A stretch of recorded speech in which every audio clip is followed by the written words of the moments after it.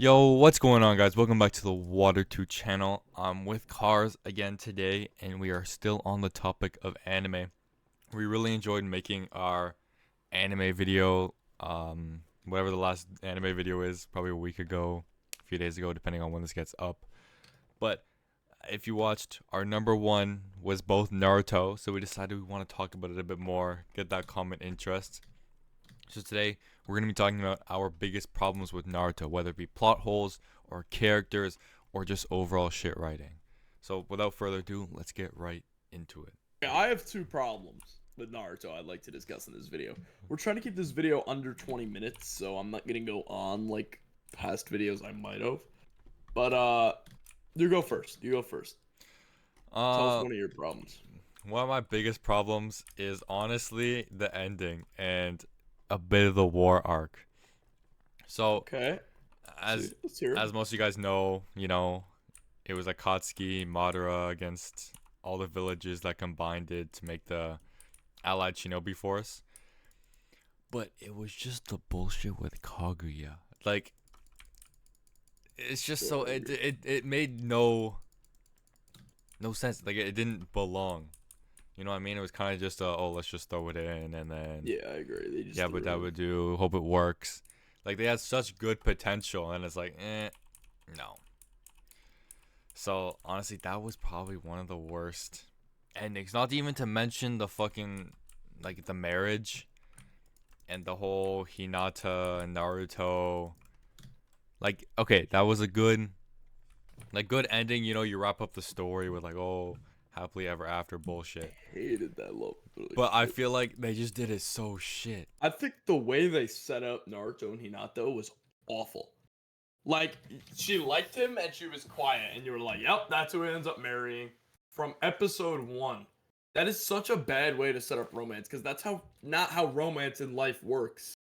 The girl who has a crush on you in 5th grade doesn't end up becoming your wife. And it's not like Naruto and Hinata had some seriously interesting points where they were like talking and like slowly throughout the story bonding. No, they never spoke to each other. It was just stupid. All right, but continue, please. No, part of that was also Neji's death. They killed Neji off just to be like, yeah, let's bring these two together. Let's make them realize that they love each other with Neji dying. And like Neji was the only one that died in the fucking war arc. Oh my, can I get into my next problem then, since you're about to talk about this? My next problem is incomplete characters. I believe Naruto Part 1 is better than Shippuden. I will stay on that hill, I will die on that hill. Because of one thing, is that they focused on everyone's character, and then Shippuden came along, and they just did not give a fuck about anyone anymore. Alright? We had such good shit going on with Neji, alright? Never fucking does anything in Shippuden, and then gets killed by a stick. Alright? Shino! Do you know how powerful the Aburame clan is? They are so powerful. It is not even funny. Shino in his own like way, he never talked to anyone. He was just there. It's like, okay, Rock Lee. Rock Lee had all of this shit with Gara and all this with battling. Then he doesn't do jack shit in Shippuden. He just follows my guy and glazes him and doesn't like do some ultimate fight or anything. It's so I hate it. You introduce these 12 important characters, the Konoha 12. Welcome. Here they are. And you fucking maybe bring up the arcs of Naruto, Sasuke, Sakura, and Shikamaru. That's it. Everyone else is neglected. And the war arc, he just wanted to keep everyone alive. That's the other thing. You see all these background characters dying, and then coincidentally, all the main guys in Naruto are just somehow fucking surviving, and all is good and all is jolly, and it makes no sense. Like, in all actuality, a lot of these guys should have died, and I think that could have been a way they could have had more complete character arcs. Neji, like, actually make him have a good battle. Maybe make him fight, like, his father reincarnated or something, and that could be when he dies, instead of to a fucking stick. It is so. I hated how they just left all these character arcs just open, and it just, in my opinion, like, they really only focused on the main characters. That kind of annoyed me a little bit. The thing is, Neji was originally supposed to die in the Sasuke retrieval arc when they fight the Sound 4, but I don't know. They just kept him alive because like, oh no, don't kill Neji. And Like, then he didn't do anything when they kept him alive. no. The thing is, like, they really messed it up because I feel like because of how little people died, it's like you don't get screen time. Like if someone is dying, you put them on the screen. So it's kind of Exactly. just everyone's to each their own. And because Naruto and Sasuke and everyone was so much more powerful, it's like, yeah, you can't really throw Rock Lee in there and be like, yep, he's balanced with these guys now. When it's like, you haven't even built up to that. You just know he's You know what, good at bro? taijutsu, and then he just can't compete, so they just don't show him. That's my problem. That's why I like Naruto Part 1 better. It's because in Naruto Part 1, characters, including our main characters, could go up against people, and the fights would be good, and the fights would be a mix of tactical. In Shippuden, it is, let me use this godly power to just destroy everything. And it's like, what the hell happened? I liked when they were tactical. Kakashi and Zabuza was tactical.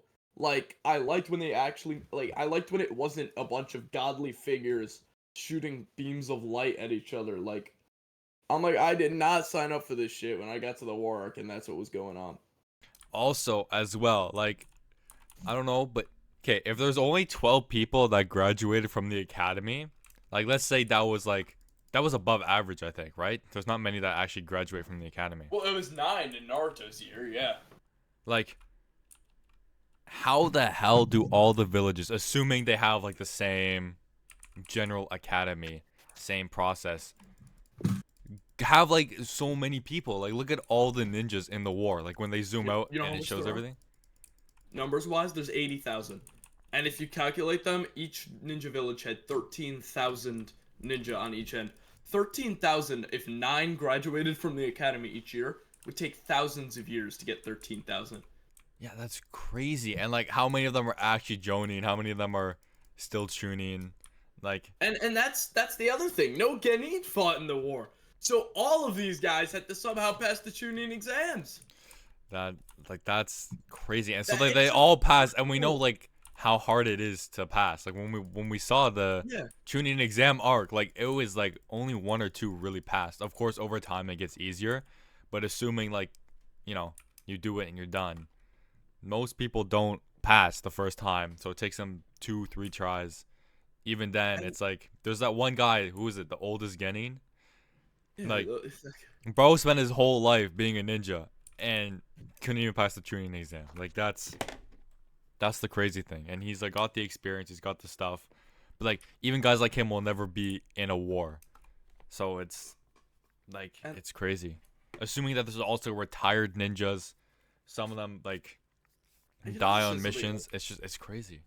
about the academy before we get back into this rant. This just pisses me off. I know this was just for plot convenience, but how did Naruto coincidentally get into an academy class where they were all children of the heads of the most powerful clans in Konoha? He's got the one Uchiha, he's got the son of the head of the Nara clan, the son of the daughter of the head of the Yamanaka clan, the son of the head of the Akamichi clan, the son of the head of the Aburame clan, the son of the daughter of the head of the Hyuga clan, and the son of the head of the Inuzuka clan. That just pisses me off for mild reasons. How he got into an academy with, like, they were all coincidentally born the same year. I'm sorry, that just kind of pisses me off. I had to rant about that a little bit. That's fair. That's But fair. I get that. no, I completely think that the numbers, and honestly, the way we were shown how strong a Chunin was, I don't think Madara can take on 80,000 Chunin. Like, 80,000 people with decent power can beat a guy with as much power as Madara, I truly believe. I think they just want it. And all these guys, none of them use ninjutsu. They all just ran at Madara and got butt fucked. But we saw in the actual, like, earlier versions of Naruto how these guys would actually use their powers to their advantage. And they had a plethora, even the Chunin. It's just kind of ridiculous. Like, where are all these guys' brains at? Like, I want, where's all this summoning jutsus? No one's fucking summoning jutsus. There's 100 people in the Akamichi clan, and they could turn into the size of mountains. Why don't they just all barrel roll at Madara? What about the Yamanaka clan that can literally mind transfer? Why don't they mind transfer into Madara? Maybe they tried to actually. I would have to watch the war arc. They probably can't because his mind is too powerful. But still, like, I genuinely just think I hated the fact that the sheer number of ninja could still not take down Madara. And I know some people would say that they liked that. That's alright. This is completely opinion based.